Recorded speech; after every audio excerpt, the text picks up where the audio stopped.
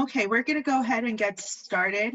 We are going to be recording today's call so that way we can share it with other OVC grantees who were unable to make it for the call. We know that there's a number of people joining in now. So we want to make sure that today's conversation is very much a learning opportunity for all of us. This is very much a different time that we're all trying to work and provide services in. And so although we do have panelists that are wonderful resources, I think everyone has expressed their desire to also learn from participants today about the challenges that you're seeing, but also what resources you have found useful, what sort of creative activities you have found useful in being able to house survivors of trafficking. So today is going to be a little bit of a different format. Usually we do bi-monthly webinars where we're presenting on a topic or on a resource. Today it's very much a conversation, and you'll see the panelists on the video, so that way you can kind of put a face to the voice and to those that are presenting. I'll go ahead and introduce them in just a minute, but we want to make sure that we're able to get everyone in and situated. So we'll go ahead and go to, you should be able to see your slides, and we won't have very many slides at all. They're just here to hold some space for us. But we are going to go into the next slide, which will show you the webinar tools. So you should be pretty familiar with Zoom at this point. I think everyone's relying on this platform for a lot of the calls. And so you do have a chat box that you can access on the bottom of your screen. And that way you can ask questions to everyone who's on the call. If you prefer to ask just the panelists, we'll be taking questions throughout the call. And so feel free to chime in with questions, also with comments and solutions. And by solutions, we mean anything that you have found useful or practical or helpful. Please share it, because again, we're all trying to learn from each other and be able to understand, what opportunities there are for us as we try to respond to survivors of trafficking. All right, next slide. So this webinar is being brought to you by the Freedom Network Training Institute and the Housing Training and Technical Assistance Project, which is a project funded by OVC. So this call is specifically for OVC grantees, and it's meant to be a smaller group to really allow for us to have some useful conversation around not just the challenges, but what are some of the opportunities to really leverage and learn from and being able to support survivors. We will, like I mentioned, make this recording available to OVC grantees hopefully in the next week. And the hope is that as we go through today's conversation, we understand what your needs are as programs. So that way we're able to really support you all with information that's useful, with tools that are useful. We know that there's a lot of calls happening right now. We know that there's a lot of really great resources, and to some extent, I know we're all a little overwhelmed with just how many things are coming our way. So we do not want to add to your stress. We don't want this to be an extra burden on y'all, but we want it to be helpful. So to the extent that it is helpful, we do want to continue calls, and whether it is on more definite and specific topics, such as, for those survivors in shelter, those outside, or those working with survivors who are minors versus adults, we want to make sure that we continue to have calls only as they're useful to you all. So we just want to get a sense of kind of who is in the call today. And so you're going to see a poll launch, and we just want to get a sense of, do you have a shelter or residential program? And if you don't, perfect, just hit no, so that way we know how many people are on the call are running shelters versus those who may be doing social services and maybe working more on a referral basis. Okay, so we'll give it just a few more seconds.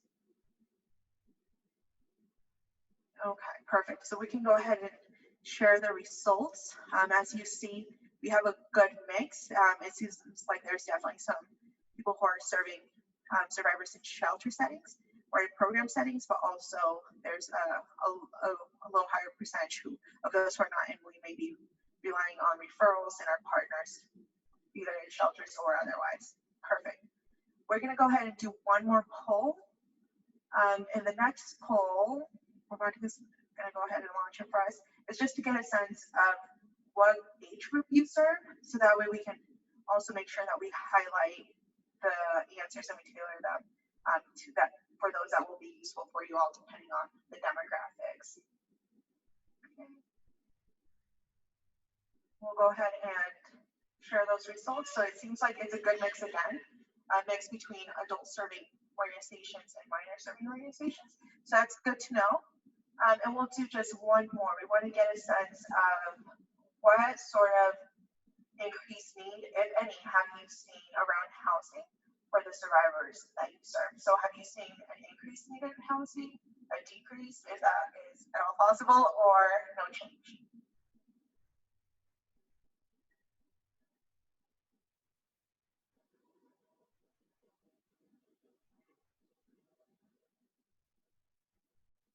Okay, perfect. So we'll go ahead and share those. It seems like the majority have seen an increase. I think that is similar to kind of what we've been seeing with a number of programs nationwide, where some programs have experienced getting additional calls from either new participants or participants who had previously exited or were no longer receiving services but are now in need of services and of housing. So that's really helpful for us to know. All right, we're going to go ahead and get started with our conversation. So we're going to go to this slide with the presenters, and I'll just do a quick overview of who's joining us today as panelists. Again, this is very much a conversation, so they're here to share not only the challenges that they've experienced in their respective location, but also some of the solutions that they've been looking at and how they've been able to continue to provide services. So we have Aaliyah Howard. She is the coordinator of human trafficking services at the International Institute of Buffalo, and that's in Buffalo, New York. We have Brian Aston. He's the supervising social worker for the anti-trafficking program at Safe Horizon, also in New York.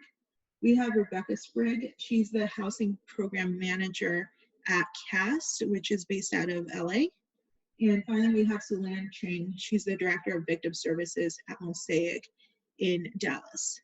And so we're really excited to have them and be able to share some of what they have run into.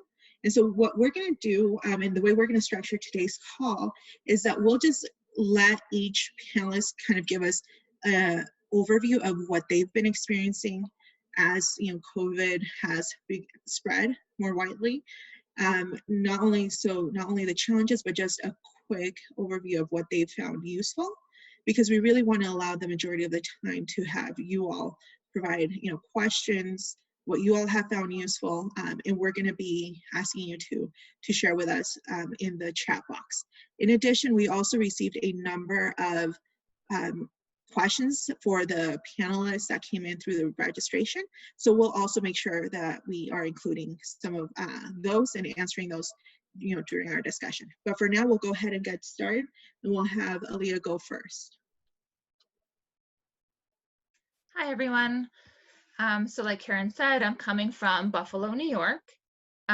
We are a program at the International Institute that serves survivors of all ages, all genders, all citizenship statuses, and all different types of trafficking experiences. But for the purpose of today, I'm really focusing on our youth program and youth services as it relates to housing and housing supports. So we do a lot of really specialized case management services for youth. All of the youth that we're working with are staying somewhere right now because it's not warm enough to be street homeless in Buffalo. We've had more snow in the past week than we had in all of February and most of January. So we know that the kids that we're working with and the teens we're working with are staying somewhere. And we also know that that somewhere is often unsafe and is often not where we would choose if it was our choice to make, right? So we have lots of youth who are staying in placements either through county custody or through OCFS placements, and who are staying with family members that maybe have lots of conflict, who aren't able to see service providers coming in for after school supports, wraparound, and other kind of traditional in-home services, because everyone where we are is working remotely. And we're also seeing some pretty significant changes to court calendars and how other programs are operating. And those have contributed to more of that kind of safety concern for youth in terms of what their housing looks like, regardless, again, if that's in home, staying with a boyfriend or girlfriend, or couch surfing with somebody else.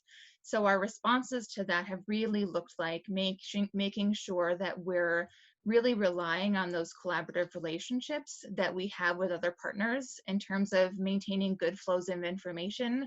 So when our runaway and homeless youth shelter provider has to change their eligibility for intake to only be able to accept for safety reasons, which makes sense, but make additional barriers in place for youth when they say that referrals can only come in for DSS for new youth coming into shelter, then we take it upon ourselves in our program to break that barrier down and do the advocacy work to get that referral in a way that that young person needs to be able to then access that resource. You know, we've done a lot of work with our Department of Social Services legal team and their legal department to pull court cases up to prioritize those, to make sure that they're getting youth who have experienced trafficking specifically out of our juvenile detention facility and out of placement as soon as possible if that going home date is something that's coming up. And we're also really changing the work that we're supporting caregivers and family members in terms of reducing stress to reduce some of that conflict at home and providing more resources directly to family members in terms of mental health support and referrals to mental health linkages for those guardians, and also more food support, right? Most of the students, most of the youth that we're working with are in a school somewhere or some type of school program. So making sure that they have access to all of the food resources and all of the other types of services that are there. We're really relying both on those kind of collaborations and those relationships we have, and then providing information in terms of 8 million FaceTime phone calls, client Zoom accounts, lots and lots of chats. I think our youth staff have learned entire new languages of just emoji conversations that they were already really good at, but have taken it to the next level since we haven't been able to do those in persons. And I would also share that we're being really intentional in how we're working with, or more intentional even, on how we're working with staff in residential facilities to make sure that while we're supporting our clients, because that's what our goal is, we're also supporting the program needs, right? So if it's a normal part of our conversation with youth to go out and get a sandwich to have a conversation with, we have to have conversations with staff to say, does it make sense? Will it help that youth and that program as an entirety for us to have a sandwich delivered to a youth for a FaceTime conversation, right? Because it might help that youth in that conversation at that moment. But if it ratchets up the tension levels in the house because one person has a sandwich from a fast food place, and now there's drama and conflict that hurts that young person and all of their peers, right? We're really trying to navigate the best ways to support youth and the programs at the same place, which we do as a general. We're just being really intentional on how other things have shifted because of that. Great, thank you so much. And as you hear the challenges that people are experiencing and also their solutions and kind of their workarounds, please feel free to also share in the chat what you all are doing, both on the challenge end and also on creative solutions that you all are finding. We'll go ahead and turn it next over to Brian. Hi, everyone. So my name is Brian, and like Karen mentioned, I'm the supervising social worker for the anti-trafficking program at Safe Horizon. And I'll be talking about a lot of the shelter and housing resources that we have internally. Some of them are longer term solutions. And for anyone that's in the room who is familiar with New York-based housing, it's very complicated and there's a lot of options. It's very expensive for a lot of people. So I'm also looking forward to hearing other solutions from people as well. But so Safe Horizon, the organization that I work for, we also operate domestic violence shelters throughout the city. And I've been able to pick up some shifts. We've had some understaffing, of course, related to the virus at some of our shelters. And so I'm also going to be sharing some ways that we've been able to implement social distancing within the shelters and what are the solutions that as an agency we've been implementing to try and mitigate the spread. In a lot of big cities, we know that particularly in single shelters, which are more dormitory style, the spread of the virus is going to be much more common. And so I'll also be sharing some ways that I know that our shelters have implemented techniques to, again, try to limit that, particularly within our single shelters. And then we also operate a number of family-based shelters, which are more apartment style living. So they're not as stacked on top of each other. And so that is also going to be kind of a good example of like what happens in common space, what happens with when, clients are interacting with staff. And especially in shelters, I don't know if this is the case for others across the country, but there's very strict signatures that are required from clients. So what are you doing even with the basics of the pen that each person is using that's attached to the clipboard, right? And so I know there's a lot of complications for people that are living in shelter, and for people who are currently in their trafficking experience. And so what does it look like when all of the shelters are closed? And then, I'll also be sharing, I guess what proper trauma-informed shelter should look like for human trafficking victims. I know that can sometimes be, sometimes a little dreamy, but it does exist out there. And I know that there are some programs in New York that certainly have pretty robust shelters that have been made specific for survivors of human trafficking. And then the other piece that I'll be talking about is the longer term housing. This is a little more specific to New York, but I'll definitely touch on it just so that way people have the information on it. The basis of it is that we have a very large supported housing and congregate housing system that people with various mental health issues, histories of homelessness can enter into through a social services organization. And so I'll be talking a bit about what that looks like as well, at least from our perspective, the transition from shelter to more permanent types of housing, and how that also exists for people that have histories of human trafficking. Yeah, that's it for me. Perfect. We'll go ahead and go to Rebecca.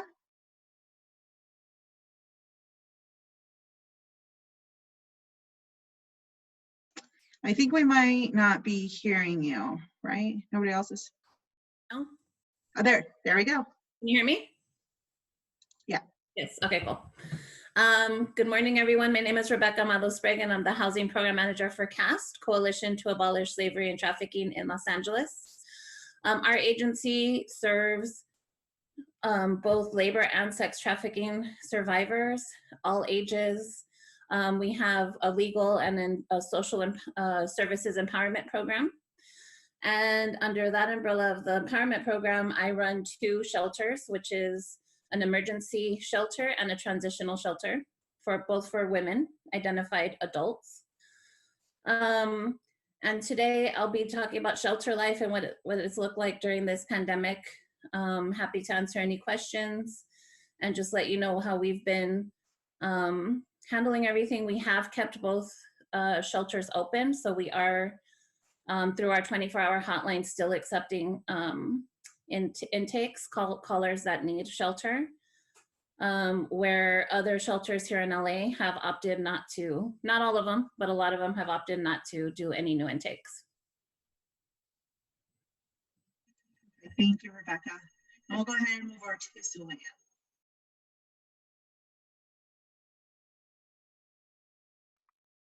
Okay, hi, can you guys hear me?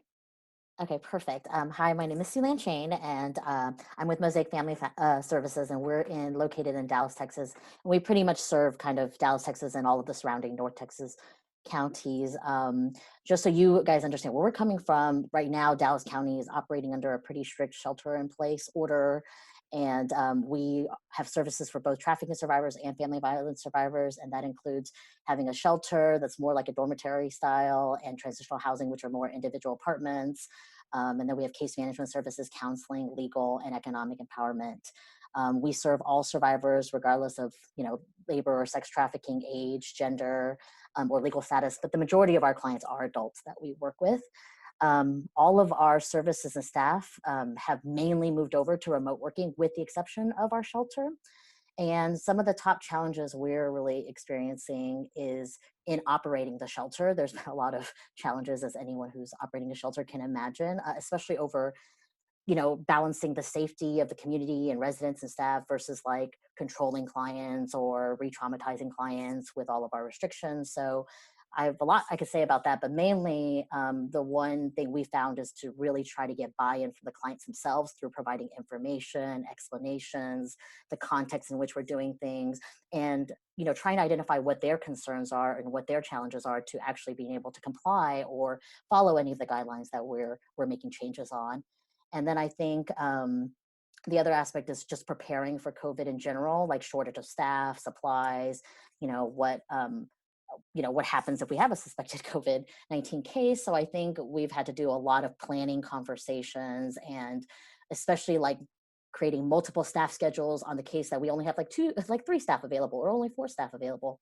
And I think on the non-residential side, really the biggest thing related to housing that we're seeing is just in general, a lot of clients having issues with paying rent or getting evicted or even finding an apartment or house in the first place. Like a lot of apartments we're running into are only doing virtual tours, or there's no options to sign the lease either online or providing payment options, especially if they're trying to get rent assistance from another program. And we're finding a lot of challenges, especially for survivors that are undocumented and or unemployed. So I'd be more than happy to talk through more of that, but really just advocacy is what we're finding, doing a lot of know your rights education on what the local city and county and state orders are saying, working with housing legal assistance partners, or if you have attorneys within your organization, our attorneys have offered, housing is not their specialty, but they are trying to adjust to meet the needs of the current situation. And okay, so I think that's it for now. Okay, perfect. So we'll go ahead and start with some of the questions that were submitted during the registration. But like we mentioned, please use that chat. If there's something that sparks your interest about what any of our panelists are sharing, please go ahead and put it in the chat. We would love to have, again, that ongoing conversation. And as we ask questions, or as you see those questions come in through the chat, if you have something that has been useful for you all, please share, because again, we really are trying to all learn together. This is a new environment that I think everyone is working in, and so we know that there are some definitely some opportunities to learn. So the first question I'm gonna direct to Rebecca, and also encourage our other panelists and our attendees to share is, what staff do you allow at a residential home during this time? Actually, we've been fortunate enough that all of our staff is working their shifts at the shelter. So I'm very happy to say that we're not short-staffed. And so I haven't had any, and so so the way our shelter works is that we have 8-hour shifts. And so everyone works an 8-hour shift basically. I work from home mostly, just to kind of practice more social distancing, because our offices aren't huge, as most nonprofits, I'm sure.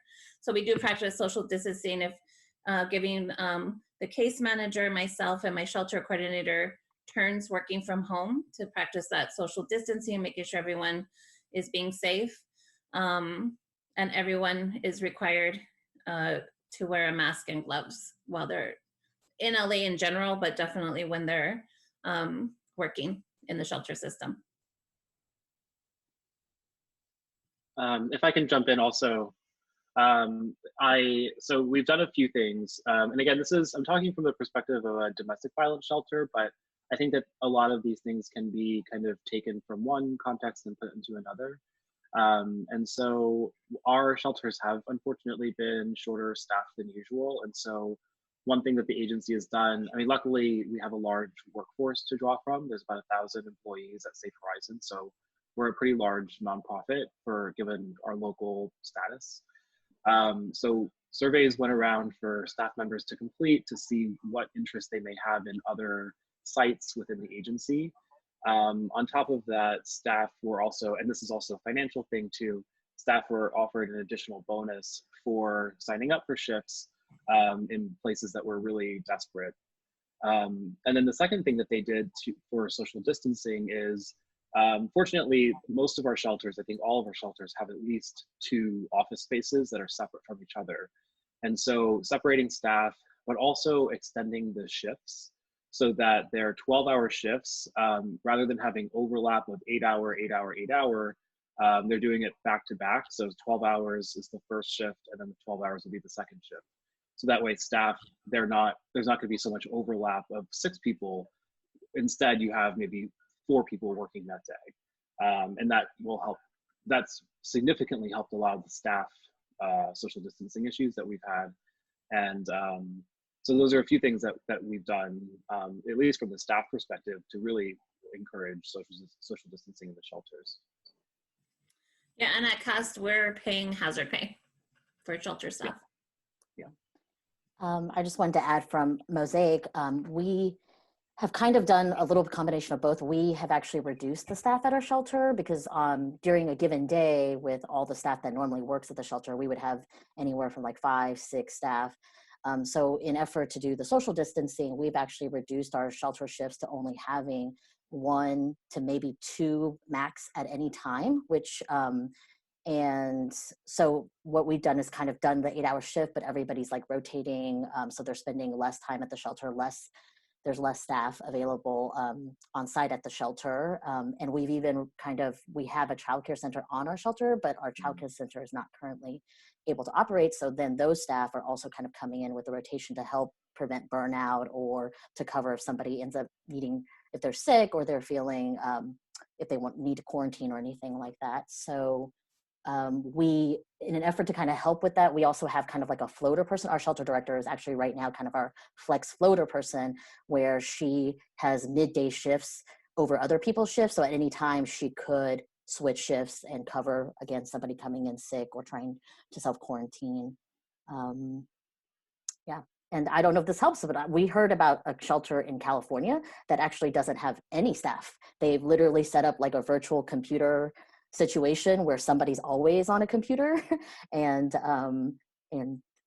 so that's, everybody's kind of handling it very different. Oh, and then I guess to our counselor and our case managers and our legal team and all of our staff are still providing services though, just through teleworking or video or email or text or phone. So.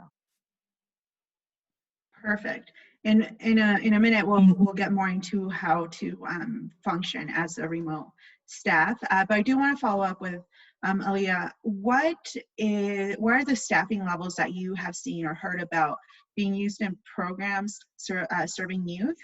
And how do you think it'd be wise to handle youth or to work with youth who may not be taking precautions as seriously, especially social distancing? So I'm not hearing any changes to mandates in terms of quotas, right? Because youth programs have to have a specific number of folks, adults that are supervising youth. I'm not hearing any of those having been changed from our county commissioner, who I mostly connect with in terms of those placements. But I am hearing a lot of conversations, both from the youth end directly, and then from staff who are working in residential facilities trying to have that same question, right? So how do I talk to them about taking precautions in ways that keep everybody safer while they're not going to school, while all of these things are happening?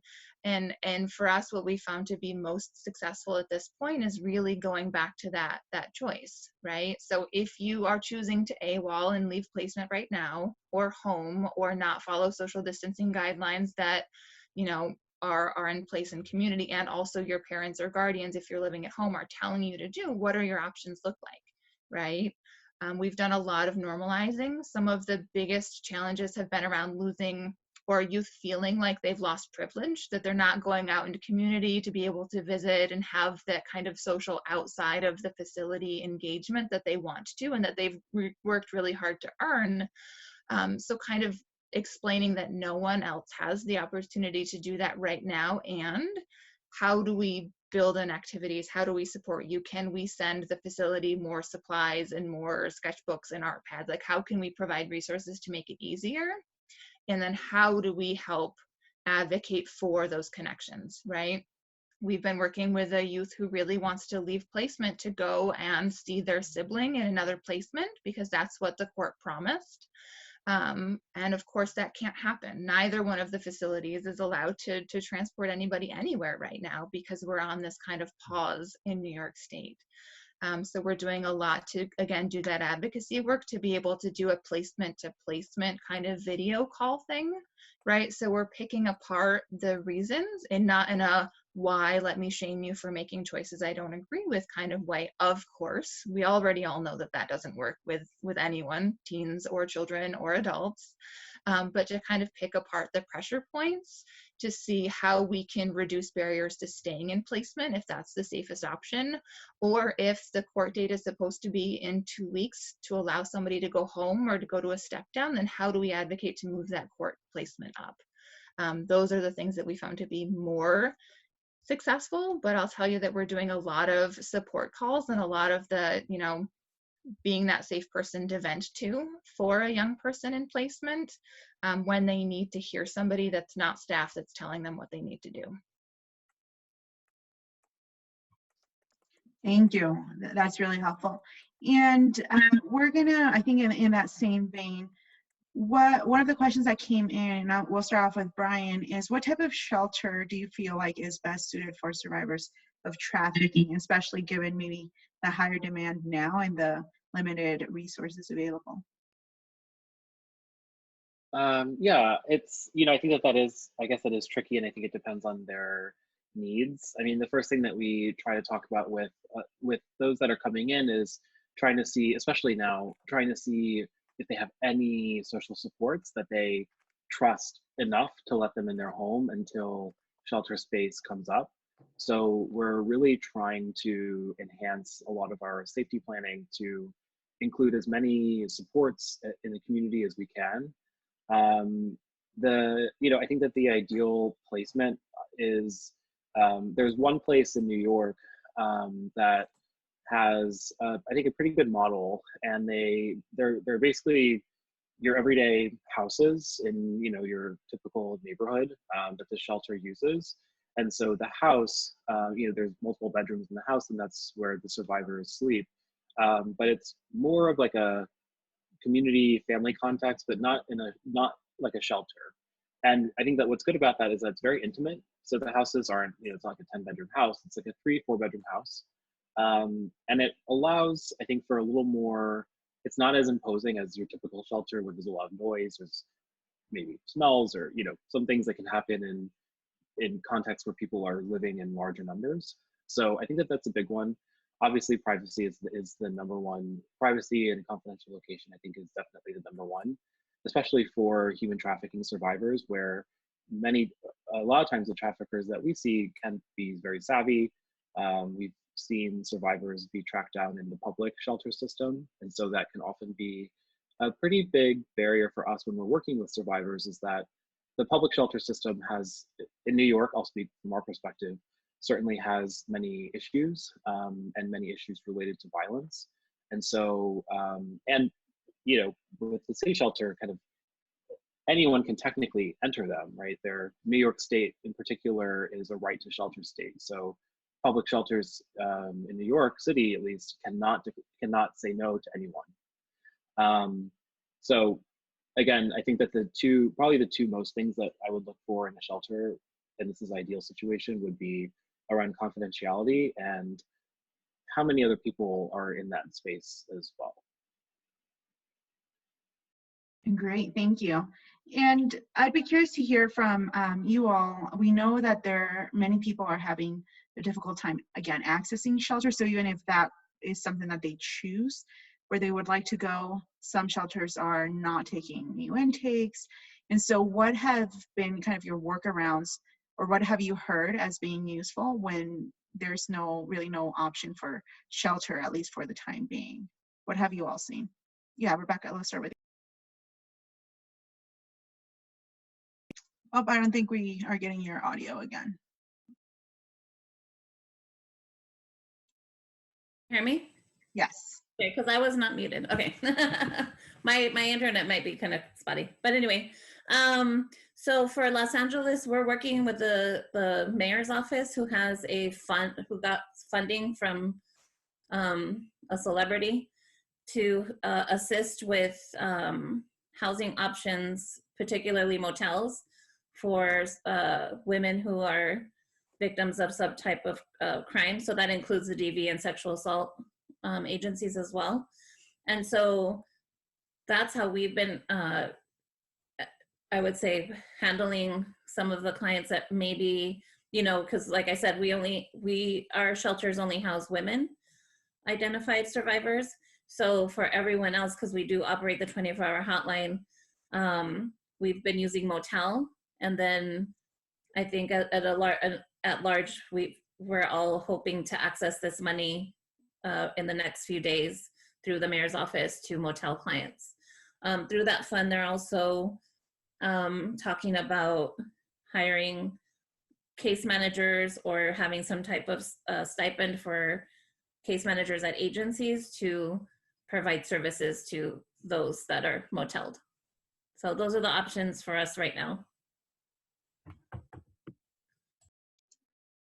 Thank you. Brian? Yeah, very similar to what Rebecca was saying. A few organizations, including our own, if it's in a situation where the person just escaped or left their situation, we have some emergency funds within our own organization to help pay for hotels. Fortunately, right now they're pretty cheap, especially in New York. And so, you know, last week there was someone who was in really desperate need. Similarly, some shelters have stopped taking intakes, especially the human trafficking shelters. And so one thing that we were able to do is to get a relatively inexpensive hotel in Soho, which, you know, is a very expensive neighborhood. Normally the hotels are like $500-600 a night. And during this, they were around 100 something per night. And again, this, I think, depends on each organization's ability to do something like that. But there are other places I know that will also help in an emergency situation for maybe 1 or 2 nights. And then hopefully after that time, sometimes a shelter space will open up.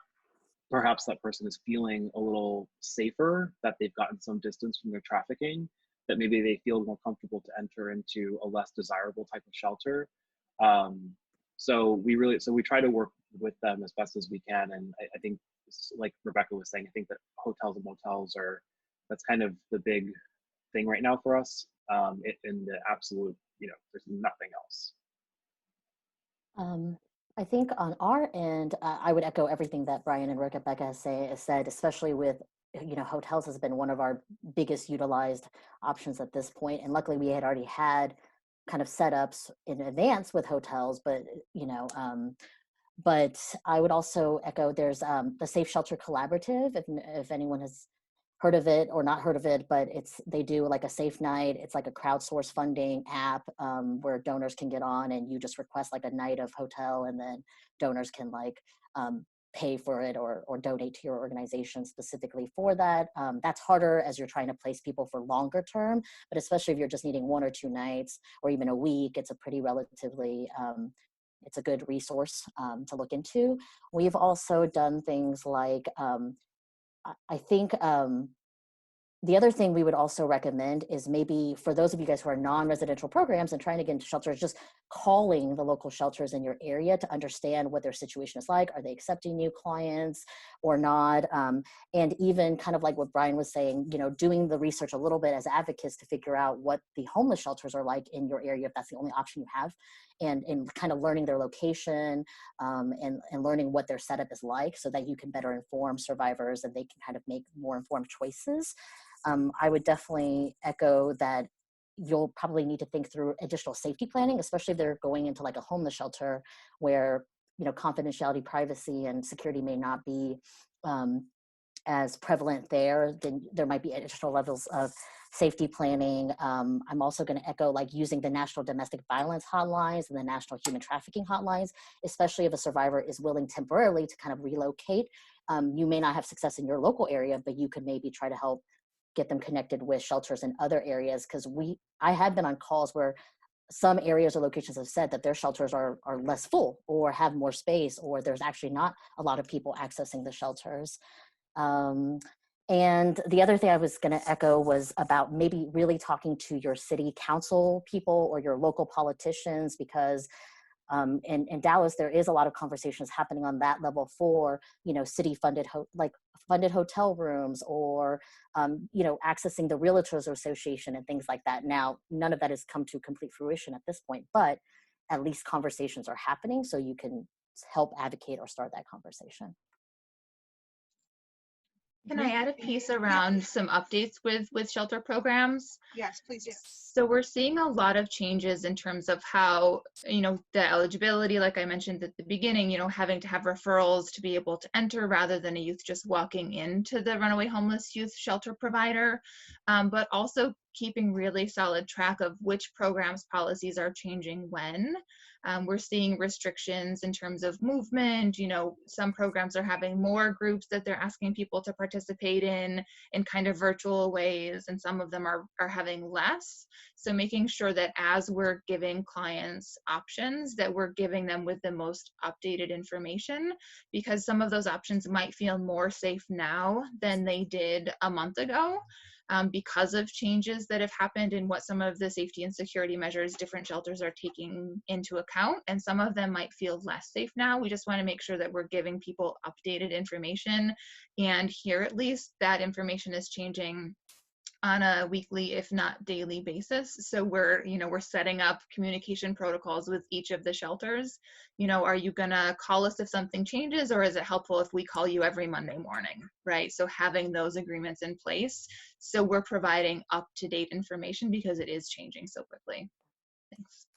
I was also going to add, especially for a lot of times what we see is sometimes, like for example, a DV shelter might not be willing to take a human trafficking survivor, but if you're doing screening assessment and you've identified that they actually, they are also a domestic violence survivor, or they experienced multiple victimizations, you might be able to have more access to more resources, or even talking to local shelters and seeing if they are willing or able to talk to their own funders to see if during this time temporarily they can accept other types of victimizations or open it up. What we have found is in conversations with our funders have actually been very generous and understanding about the situation, and they are willing to adjust as needed. So that might be a conversation to have with local shelter programs. Great, and I'm glad you brought that up, Sulan, because I think one of the questions that we have also heard from multiple sources is, how do you advocate to your funders to have more flexibility in order to support housing during this time, whether it's housing or other resources that will facilitate a person being able to stay safe. So I'd be curious to hear what you all are doing. I do want to point out that for OVC grantees who currently have an OVC grant, they can speak to their program manager about doing potentially a budget modification. And so make sure that you're tapping into that if you're seeing that as a need. But also I'd be curious to hear from you all, where are you seeing opportunities for advocacy, especially around funding?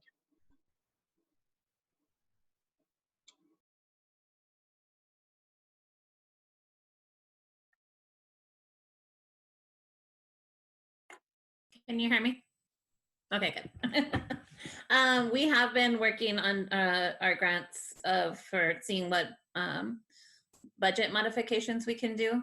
And then, of course, working with the local government and our housing authority, because one of the biggest needs besides shelter is our housed survivors not being able to pay their rent, and landlords not abiding by what's law right now.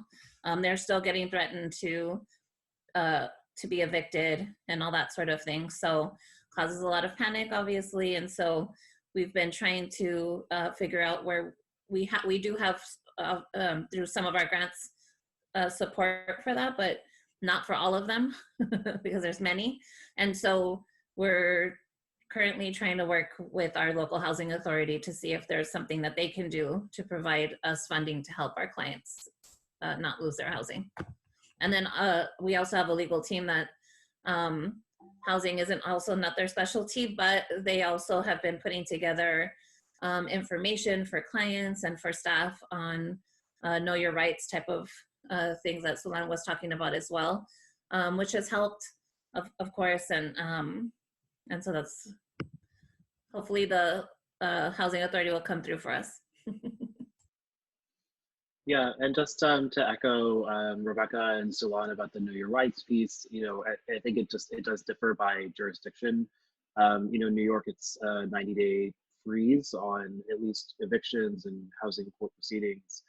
You know, we still make sure to mention to people we're not, I can't say for sure, maybe someone else can, and I think it depends on where you are, but you know, people will still eventually have to pay back some of this money. It's not necessarily just kind of like 3 months of bills wiped away either. And so, you know, we're also trying to think about that with many of our clients now, is that we're explaining, you know, the legal piece and the know your rights, but also, well, what's going to happen, you know, 3 months from now when perhaps the rent is due, or, you know, there's no other programs in place. So we're really trying to get clients to also think about what's happening in the future. And, you know, it's not to make them anxious, but again, it's really just letting them making sure that they understand their rights, right? Like what we've all been saying. And so, yeah, so I just wanted to echo that that's also a huge, huge piece of what we've been doing, is really understanding, and things have been happening so fast, but understanding what's happening for our clients and how does that impact, you know, their lives and rent and things like that.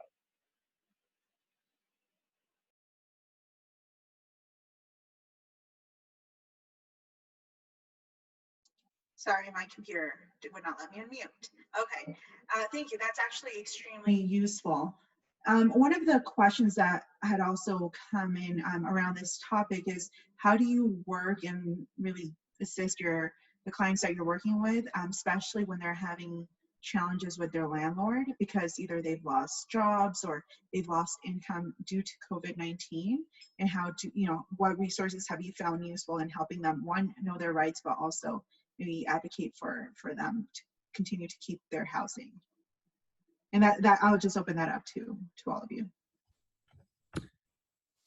So our case managers have been working tirelessly with, along with our legal team, to make sure that the clients do know their rights and to manage, you know, the panic that they're feeling. And again, through our grants, we have been able to help many of those clients just go ahead and pay their rent so that it dissolves the threat of that. But we're also working with, you know, agencies that are open right now that are providing at least over the phone consultations as far as what their tenant rights are. We have you know, housing rights and legal aid and those type of agencies that have been helping us out a lot with our clients. I just wanted to also briefly talk about, I think that a big population that many of us probably see are those who are undocumented. And I think that there's a huge threat as well, is that I think that we can counsel people all day about, you know, what their rights are and things like that. But it doesn't always take away the fear of the landlord threatening deportation and things like that, because that's not something that we can ever guarantee that will not happen. I mean, I know that right now ICE has ceased arresting individuals only for the most egregious things, but that doesn't take away the years of trauma that has already happened. And so for us, we're really struggling with not necessarily those who are entering shelter, but what Rebecca was talking about was those who are currently housed and have had stable housing for a very long time and have been paying rent. And so the thing that we're struggling with is the combination of them not being able to pay rent and their continued status as being undocumented, and how to, you know, still counsel them through all of that while also trying to safety plan and guarantee that that may not happen, but it might. So it's I think that particularly with undocumented survivors, it's been much more challenging to maintain stable housing and to make guarantees, right? That other types of people that have immigration status would have access to, like the stimulus checks, right? Yeah, thank you. That's really useful. And I think one of the challenges that we have heard most often is knowing that the populations who are undocumented often are being, more easily exposed, but also they're, more likely to not have an ongoing job or an opportunity to work from home, et cetera, and oftentimes are more at risk of losing their housing. Sulan had mentioned, and maybe if you could share a little bit more about potentially looking in at local efforts. You had mentioned maybe United Way, so I'd be curious to hear what you all have seen around that.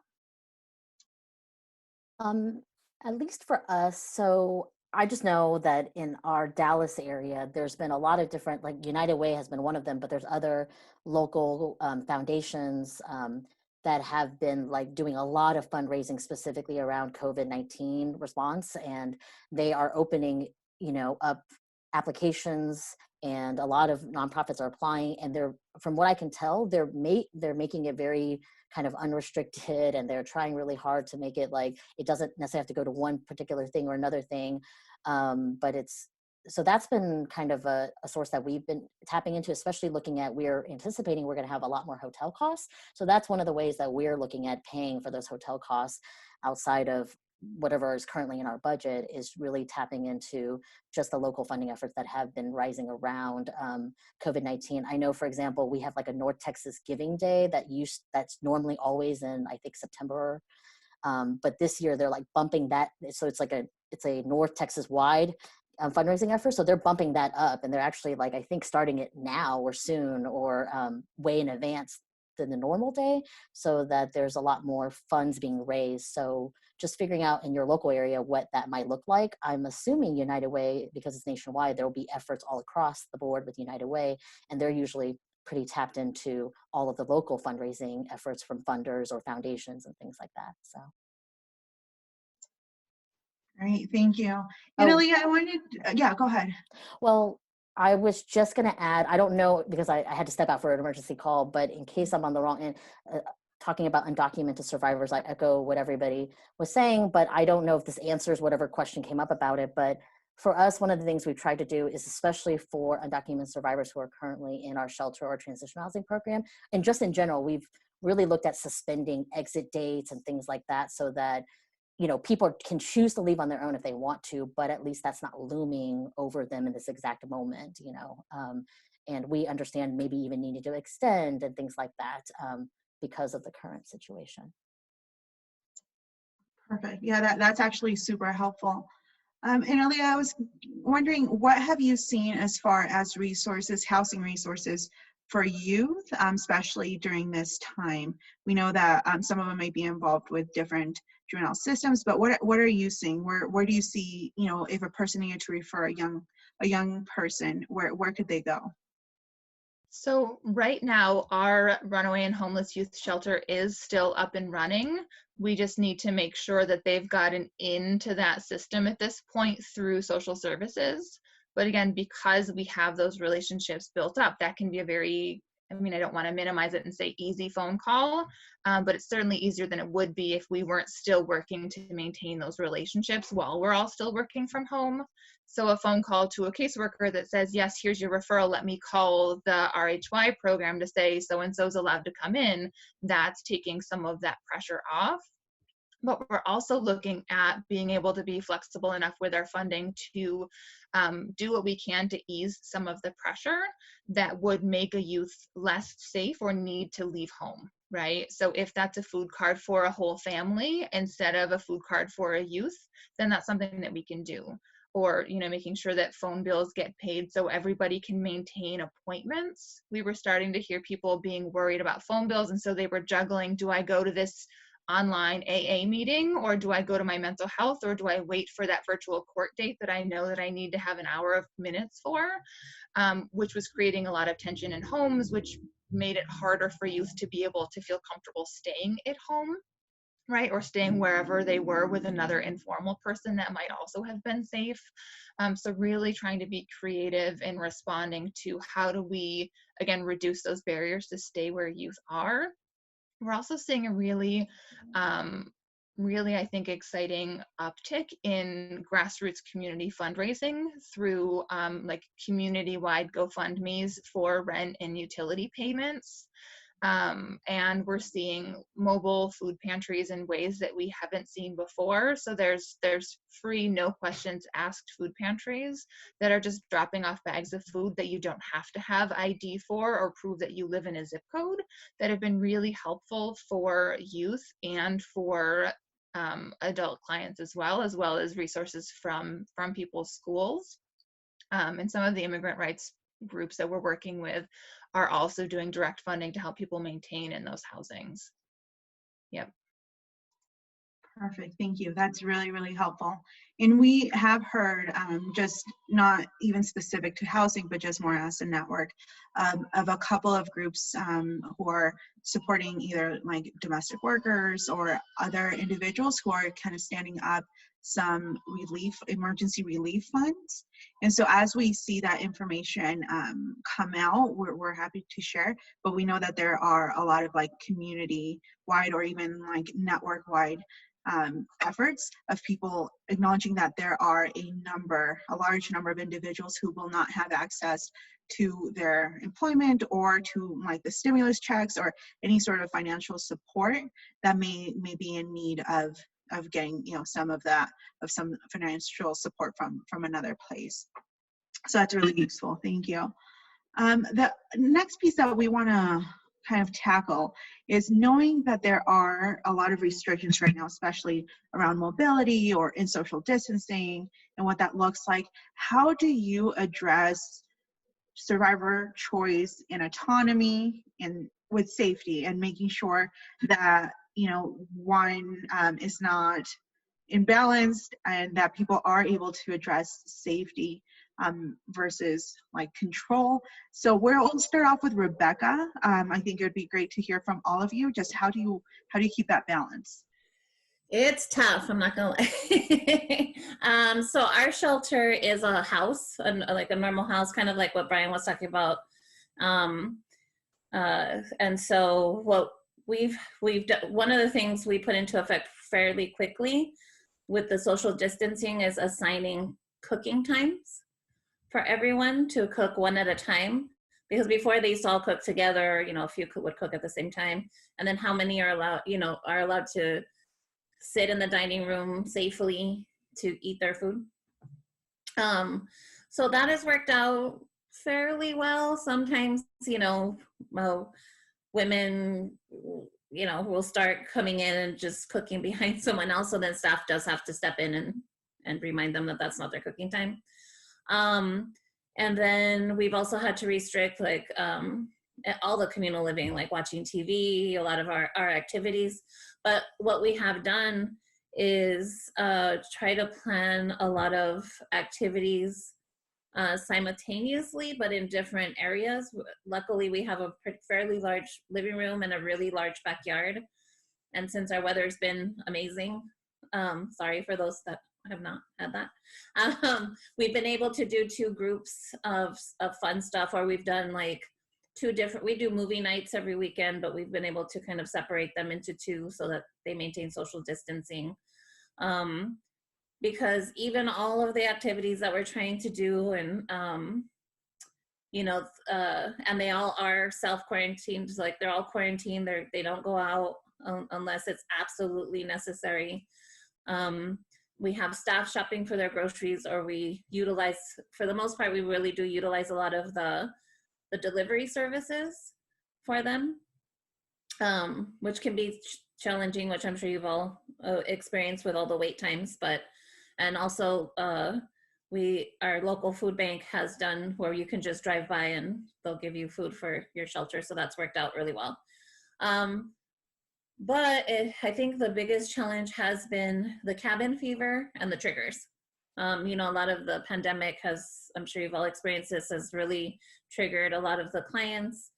And a lot of them are, even though they know it's best for them to stay in, we do get a lot of, why do I have to stay in? I'm healthy, I'm fine, you know, I'll be fine, I'm gonna wear a mask and all that kind of stuff. So we have to kind of manage that a little bit.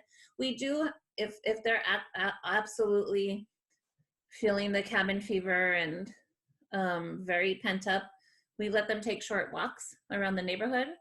But then when they come back in, they have to, you know, they have to know that they have to shower, you know, take off their shoes, shower, put their clothes immediately in the laundry and all that kind of stuff. So we've been trying to manage all that. Some days are more successful than others. And it has helped to, you know, have staff be able to be there in order to kind of remind them of all of that. But it's been challenging. Not going to sugarcoat it. It's been a challenge. Yeah, and for our shelters, it's very autonomous, so people can come and go, you know, anytime that between the hours that they're allowed to be out of the shelter. Everyone is still back by, it's still the same, you know, I hate to say curfew, it's so like juvenile, but yeah, there's the curfew of I think 10 o'clock. And so it's still normal, you know, we're trying, we especially in the family shelters, many of the parents are still working outside of the home and just don't have the ability to stay in. And so it's at our shelters, it's been much more free. I would say a blind spot would probably is that we could do better with when people are re-entering to have more of a concrete procedure for disinfecting or things like that. They at the shelters they did increase custodial staff, so there's much more disinfecting happening and things like that. So I think that's probably the biggest piece of it. And then also staff are doing all of their residents are now keeping their keys, and so they don't need to kind of have like the buzzing in and out and touching the same stuff that everyone else is touching. So we're allowing certain residents to have their own keys, especially in the family shelters that have, you know, more private dwellings, not to the front door of the shelter itself, but to their private spaces. And that also helps cut back on some of the contact that clients are having with the staff, because again, we recognize that many of our clients, they have kids, they have to go out, they have to get food, they have to work, and all these different things. And so more than anything, we're trying to limit contact between staff and clients as much as possible, and then cleaning and disinfecting everything possible in between.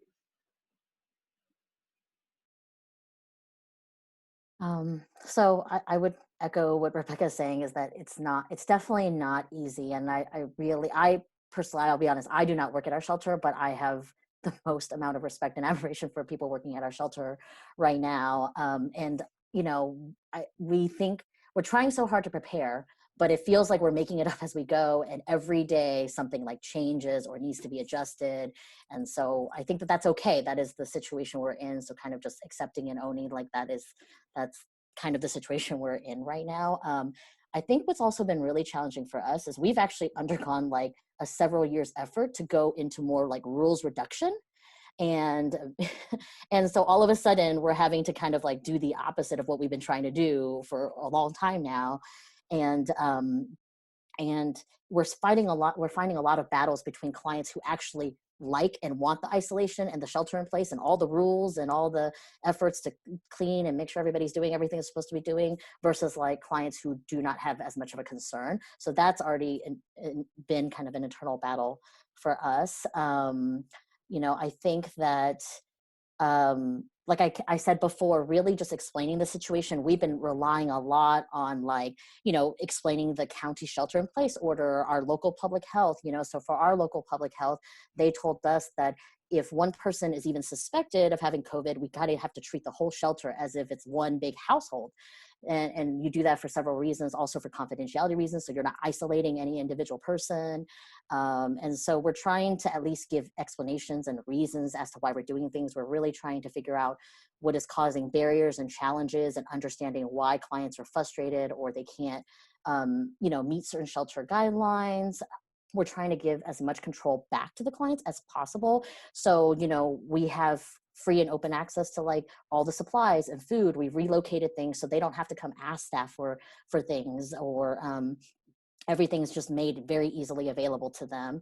And then we also do try really hard to offer alternative housing options. So like if a client is very frustrated with either the cleanliness level or feeling like they're not isolated enough, we offer like a hotel option for that individual instead of having to stay in the shelter. And I think one of the biggest driving things, I will be 100% honest, it's not just about the clients, which is very important, but it's also our staff too. You know, when we initially started, all of our staff were working full-time at the shelter, but our staff started to feel very stressed, very like they are feeling the same anxiety everybody else is feeling. They have the same high-risk conditions everybody else is feeling. So that's one of the reasons why we've also been trying to having to balance both staff and client considerations has been also very challenging. And so we're trying to adjust as we go. Thank you. One of the things that we had come up in a separate call was especially around youth. So, Aaliyah, we'd love to hear, you know, especially with programs that at times feel like keeping youth safe means restricting, you know, communication, technology, etc., and knowing that developmentally, that's, you know, maybe when you're seeking the most social interaction. What would you recommend? How can people continue to, you know, yes, definitely look out for the safety, but also acknowledge and balance the need for autonomy for youth as well? Yeah, that is a great question. And if anyone on this call has ever been a teenager, you might remember how well you wanted to follow those directions when you were told that you weren't allowed to talk to your friends or family, right? Like anyone else been a teenager, right? It doesn't work, right? We know it doesn't work to take somebody's phone away, to tell them they're not allowed to talk to anyone else. But what we know does work better is that option for choice, right? And that ability to find connection in safe ways.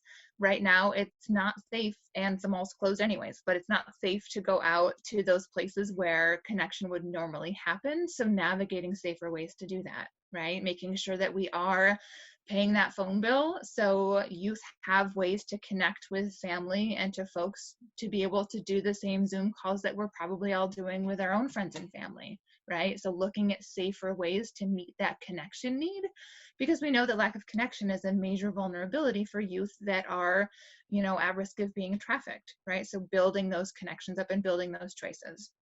Right. So if your option is to go to activity A or to go to activity B, and they're both not things that you want to do, you know, is that better than option C, staying in your bedroom the whole time? Right. So even when choice that's being offered is a very small choice in terms of a time and which boring board game do you want to play with your favorite staff? Like, okay.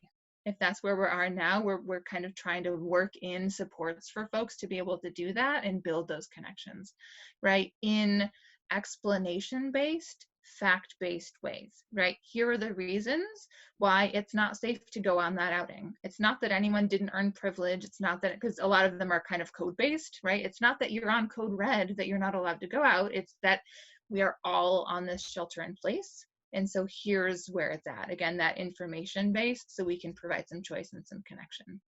Those are great questions. And yes, everyone's knee-jerk reaction is to take that teenager's phone away. It doesn't work, right? We want to provide some of those safe, respectful boundaries around connection and monitoring and provide tools, because we find that that is much, much more effective. Great, thank you.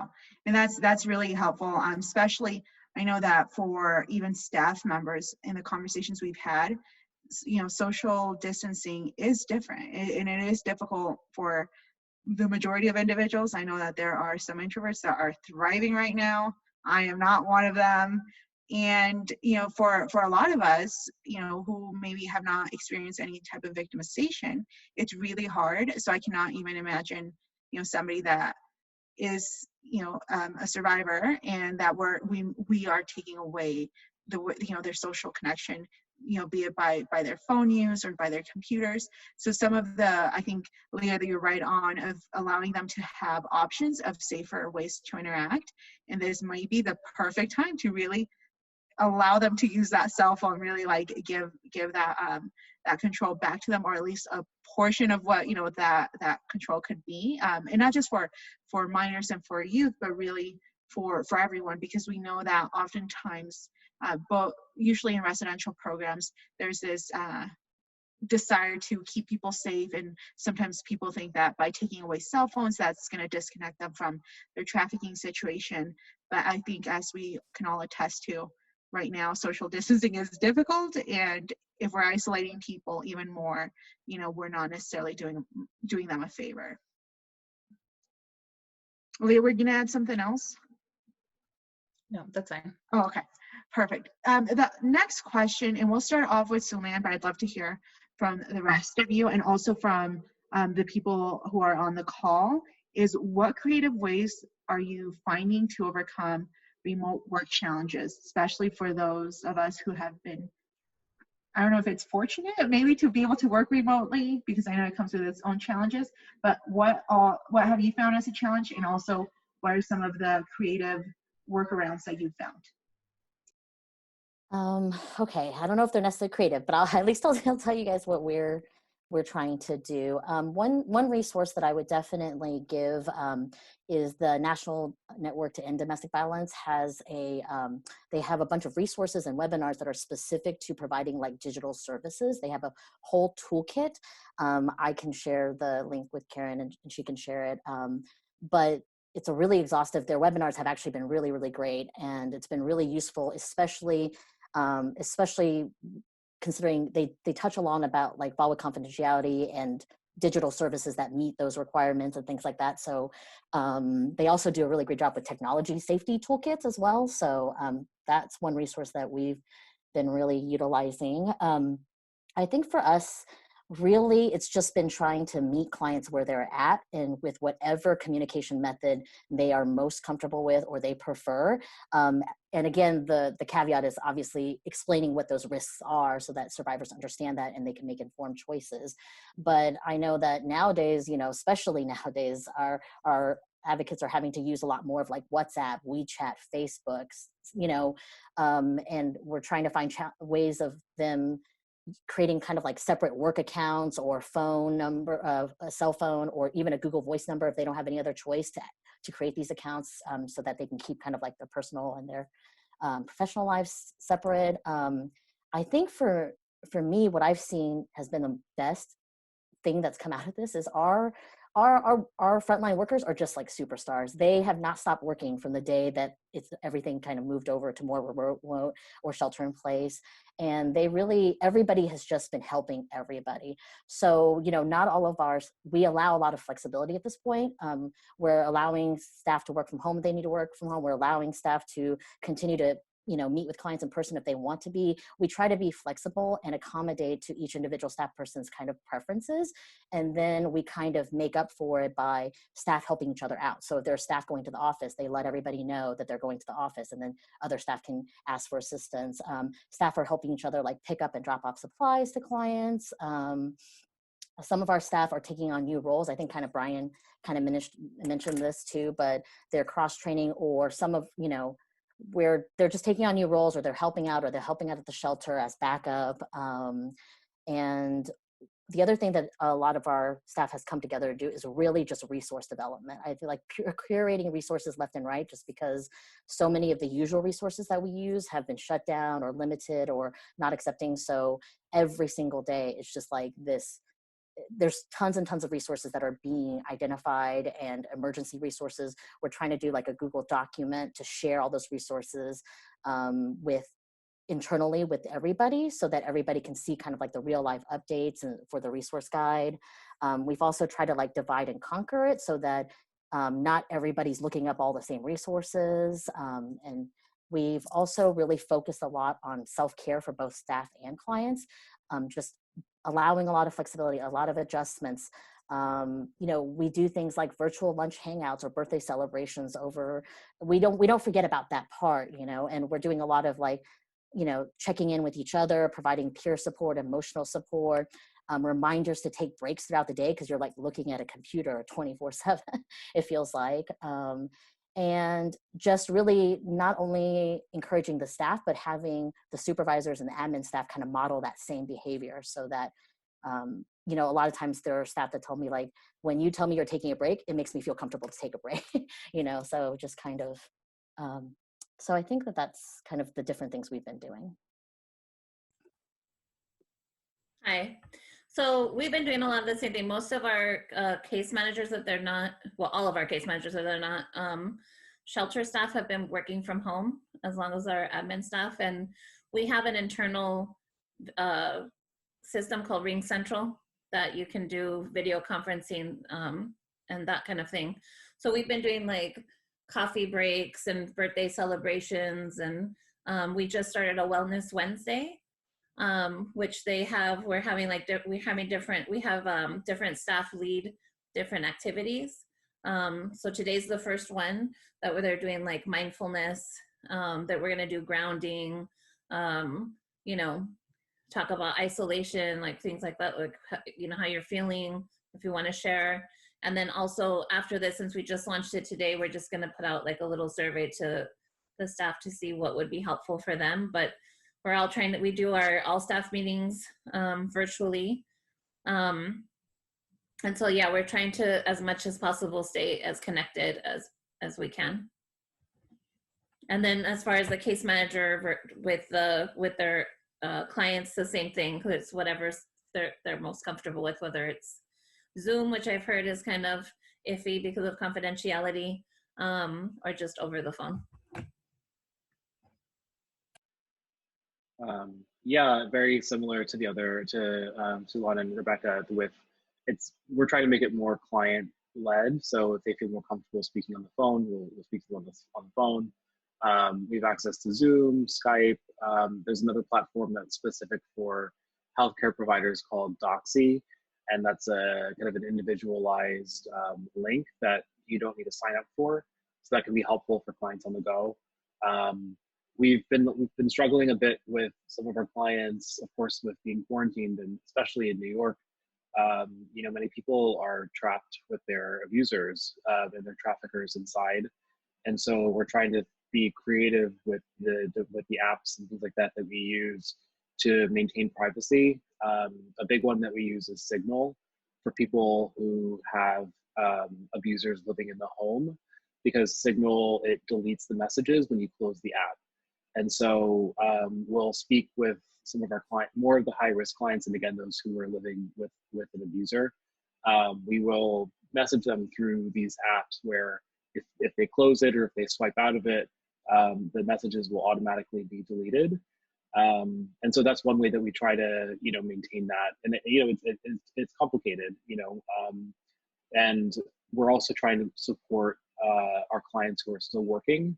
I think that right now, in particular, there's a ripe opportunity for many of our undocumented clients to be re-trafficked, particularly being re-labor trafficked, because it's, you know, longer hours are required. Perhaps there's less pay, especially in restaurant work. And so we're trying to keep an eye and safety plan with many of our labor trafficking clients as well, to make sure that their work is, if they are still working, that their work is continuing to treat them the exact same, whether this virus has happened or not. So we're trying to work with people on the job. We also have people who are continuing to engage in sex work, and so we're trying to also safety plan around that. What does that look like? You know, we're using condoms. Is the room being as clean as possible, you know, between each person that you're seeing? So I think that there's a lot of different ways that we're trying to communicate with clients and view the clients more in the community, you know, and obviously safety being the number one factor in all of it.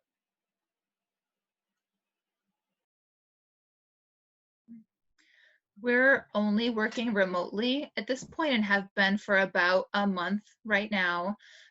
So I will echo and enthusiastically second all of those really creative client work ways, right? I think that we've probably all got 15 different communication apps on our phones because each client wants to do different things.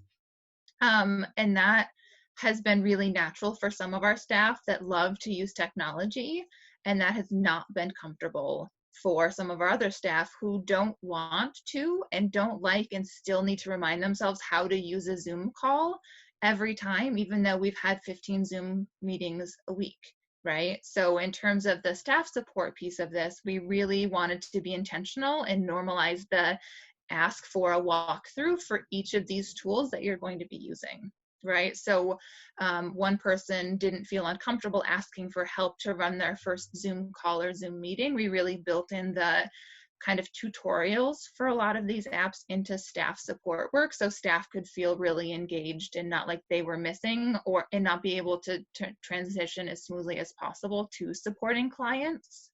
But we're also trying to make sure that we're doing right. So I'm doing a lot of the staff support piece, and I think probably a lot of us on the call are. So things like that virtual Zoom meeting for lunch that we have set up has right in the title and that built expectation that there's no work talk allowed, right? So if we're going to Zoom chat each other for lunch, then we're going to talk about how cute our dog was during our morning meeting, right? So we're building that into our culture of what work from home means. We are also really doing a lot on Slack. I don't know if other folks have used that. There are a couple of different similar platforms, but we created a new Slack channel just for our program staff. One is or a couple of new ones, I should say. So one is just for new resources, where we have those links to the Google Docs, like Sulan mentioned, to say, here's where the mobile food pantries are going to be this week. So we don't have to look through 15 pages or 1,500 emails that we've gotten about food pantries this month. We can go to one place and find the information and kind of access those more easily, as well as updates, the weekly check-in from this shelter or that shelter, so we have that information more easily. But we also have a more equally important but less formal channel to say, this is my cute dog sleeping through a meeting. Wow, my work from home coworkers are really lazy. Should I call HR? To have some more of those kind of silly, stay connected kind of questions. We're doing kind of questions of the day just to be engaging one another, so it doesn't feel like we're all doing this kind of work with trauma survivors from home in our own home offices that we didn't plan to be working from, right? So a lot of that kind of staff morale in ways that are I hope more kind of helpful and accessible, that don't feel like that, well, you have to just self-care without specific tools to implement what that looks like, right? Lots of team meetings online. And again, really lots of normalizing that switch to tech and feeling that out in supervision for folks, so we can bring that better to our work with clients, right? So we've got both of those things being addressed at once.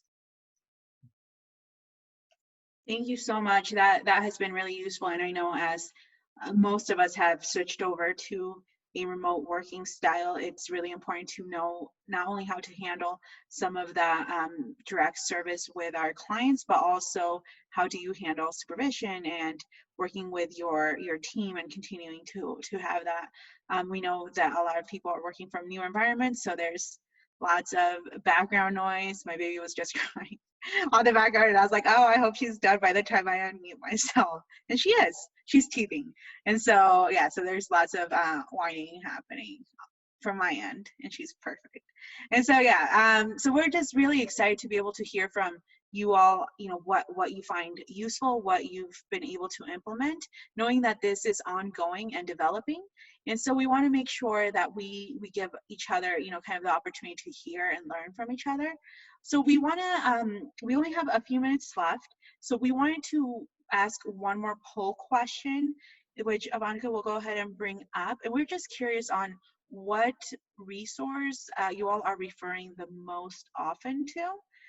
So are you relying on DV shelters, on homeless shelters, on hotels? Are there other resources that you're relying on as far as referring the survivors that you're currently serving, especially given this time? So we're just curious on what you all are doing. So we'll give it a couple more seconds so everyone can participate, and then we'll share out what the responses were.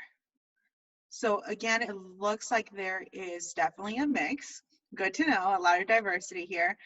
Definitely connecting to DV shelters, homeless shelters, hotels, and others. So we have a couple of people or responses, sorry, that shared others. So if you feel comfortable sharing what those referrals have been to for survivors, if you could share in the chat box, because that would be really great to hear. We know that the most common, at least that we've seen on our end, are DV shelters, homeless shelters, or hotels. And so if there's something else that you all have found useful, please let us know, because I think we're all trying to get as much information as we can as we continue trying to find some creative solutions. And then finally, the question, if you could use your chat, this is for everyone on the call.